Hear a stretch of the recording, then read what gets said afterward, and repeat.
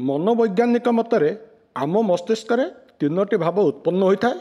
ता हूँ स्वार्थ, विवेचना और त्याग। उदाहरण तुमको एक सुस्वादु रसगोला दिगला, मस्तिष्कर स्वार्थ केन्द्र कहला खाईदियो, ताहले तुम्हें संगे संगे खाईदेव।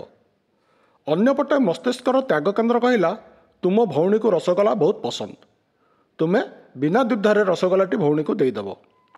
अन्य केन्द्र अर्थात विवेचना केन्द्र कहला मते भी भल लगे आउ भौणी को भी भल लगे, चलो फाळे फाळे करी खाईदेवा। से अनुसार भाई भौणी दुहे फाळ फाळ करी आनंद नेल।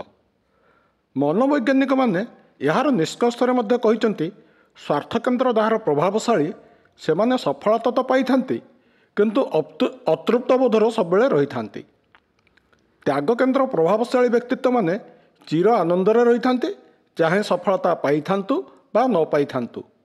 सेमानक मतरे विवेचना केन्द्र प्रभावशाली व्यक्तित्व माने परिवार और समाज सहित सामंजस्य रखी निर्विघ्न रही पारि थांती।